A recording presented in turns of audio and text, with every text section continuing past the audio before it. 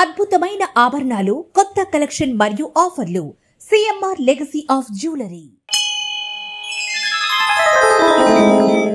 అవిద్యానాం అంతస్తిమిరమిహిరద్వీపనగరీ జడానాం చైతన్యస్తవకమకరందశ్రుతిఝరీ దరిద్రాణాం చింతామణిగుణనికా జన్మజలధౌ నిమగ్నానాం దంష్ట్రా మురరిపువరాహస్య భవతి.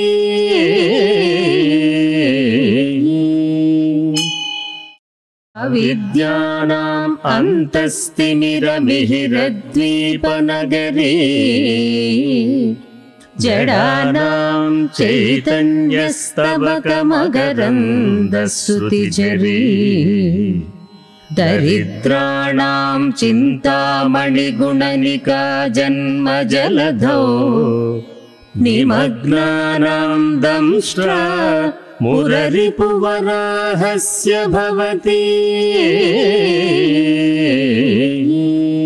జగన్మాత, నీ పాదంపైనున్న ఒక్క రేణువు అజ్ఞానమనే చీకటిలో ఉన్న వారికి సూర్యుడు ఉండే పట్టణంగా మారి తిమిరాంధకారంలో సూర్యకాంతి వలె వారికి దారి చూపుతుంది.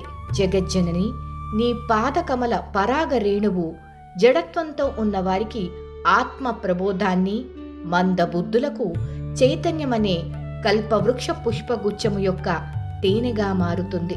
శ్రీమాత, భవదీయ పాద ధూళి దరిద్రుడి పాలిట చింతామణుల ప్రోగుగా రూపుదాల్చి ఐశ్వర్యాన్ని కురిపిస్తుంది.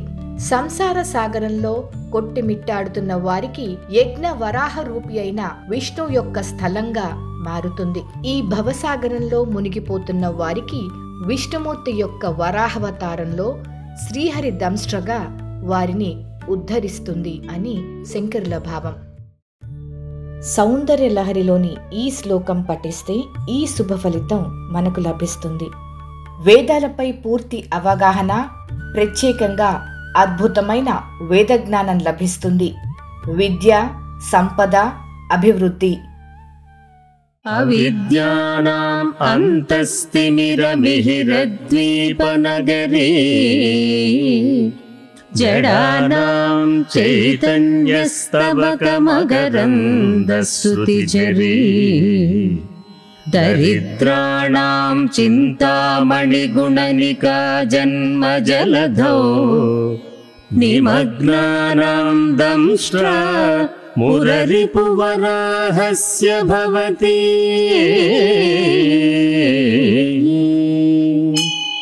అవిద్యానాం అంతస్తిమిరమిహిరద్వీపనగరీ జడానాం చైతన్యస్తవకమకరందశ్రుతిఝరీ దరిద్రాణాం చింతామణిగుణనికా జన్మజలధౌ నిమగ్నానాం దంష్ట్రా మురరిపువరాహస్య భవతి.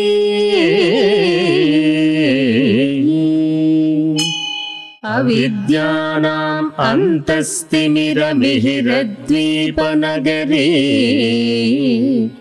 జడానాం చైతన్యస్తవకమకరందశ్రుతిఝరీ దరిద్రాణాం చింతామణిగుణనికా జన్మజలధౌ నిమగ్నానాం దంష్ట్రా మురరిపువరాహస్య భవతి.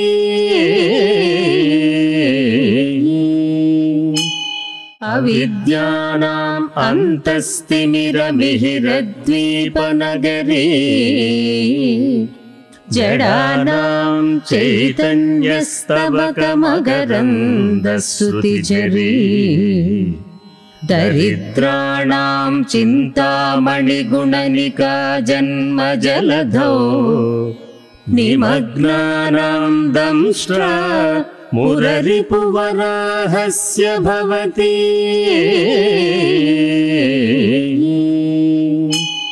అవిద్యానాం అంతస్తిమిరమిహిరద్వీపనగరీ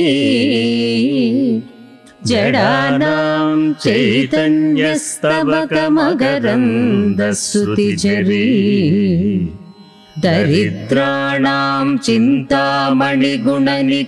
जन्मजलधौ निमग्नानां दंष्ट्रा मुररिपुवराहस्य भवति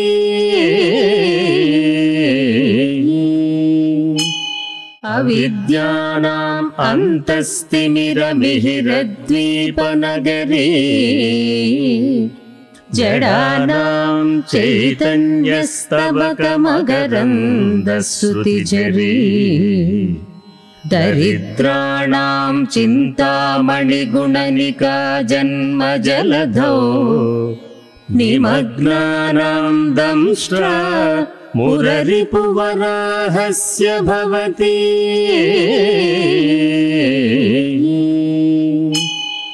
अविद्यानाम् अन्तस्तिमिरमिहिरद्वीपनगरी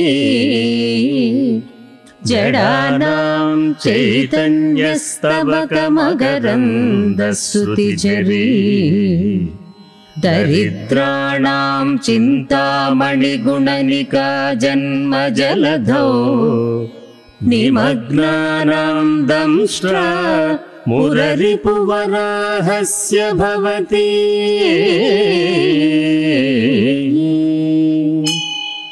अविद्यानाम् अन्तस्तिमिरमिहिरद्वीपनगरी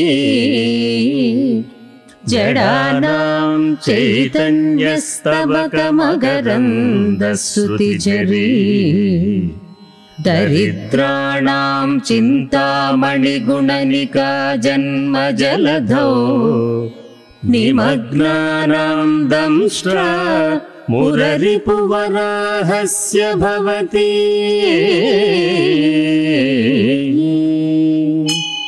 अविद्यानाम् अन्तस्तिमिरमिहिरद्वीपनगरी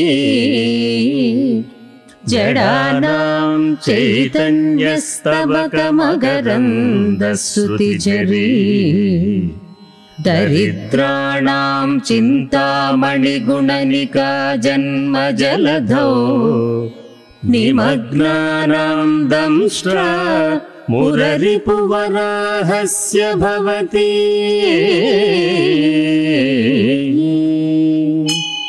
अविद्यानाम् अन्तस्तिमिरमिहिरद्वीपनगरी जडानां चैतन्यस्तबकमकरन्दश्रुतिझरी दरिद्राणां चिन्तामणिगुणनिका जन्मजलधौ निमग्नानां दंष्ट्रा मुररिपुवराहस्य भवति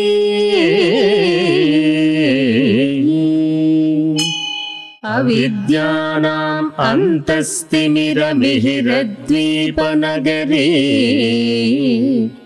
जडानां चैतन्यस्तबकमकरन्दश्रुतिझरी दरिद्राणां चिन्तामणिगुणनिका जन्मजलधौ निमग्नानां दंष्ट्रा मुररिपुवराहस्य भवति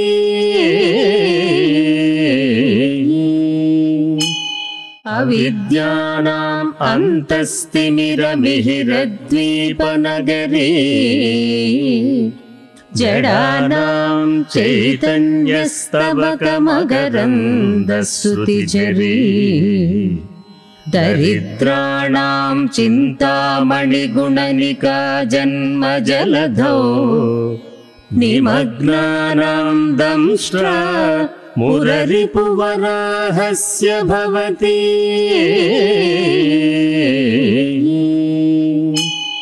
अविद्यानाम् अन्तस्तिमिरमिहिरद्वीपनगरी जडानां चैतन्यस्तबकमकरन्दश्रुतिझरी दरिद्राणां चिन्तामणिगुणनिका जन्मजलधौ निमग्नानां दंष्ट्रा मुररिपुवराहस्य भवति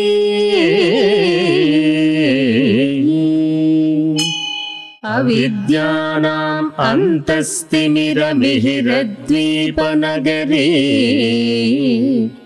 जडानां चैतन्यस्तबकमकरन्दश्रुतिझरी दरिद्राणां चिन्तामणिगुणनिका जन्मजलधौ निमग्नानां दंष्ट्रा मुररिपुवराहस्य भवति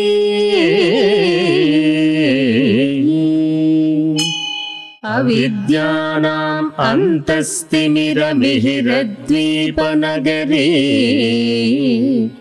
जडानां चैतन्यस्तबकमकरन्दश्रुतिझरी दरिद्राणां चिन्तामणिगुणनिका जन्मजलधौ निमग्नानां दंष्ट्रा मुररिपुवराहस्य भवति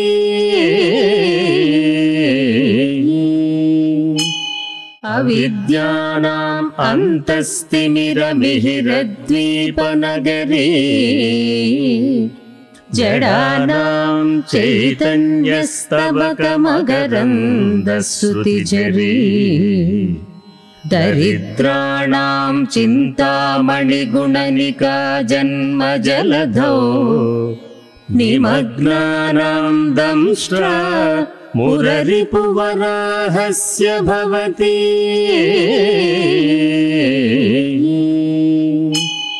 अविद्यानाम् अन्तस्तिमिरमिहिरद्वीपनगरी जडानां चैतन्यस्तबकमकरन्दश्रुतिझरी दरिद्राणां चिन्तामणिगुणनिका जन्मजलधौ निमग्नानां दंष्ट्रा मुररिपुवराहस्य भवति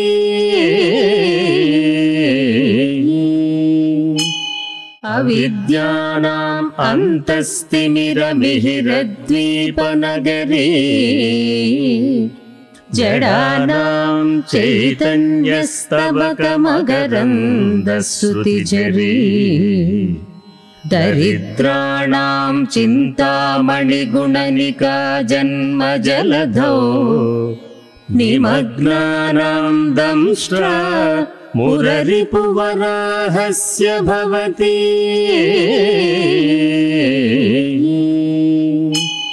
अविद्यानाम् अन्तस्तिमिरमिहिरद्वीपनगरी जडानां चैतन्यस्तबकमकरन्दश्रुतिझरी दरिद्राणां चिन्तामणिगुणनिका जन्मजलधौ निमग्नानां दंष्ट्रा मुररिपुवराहस्य भवति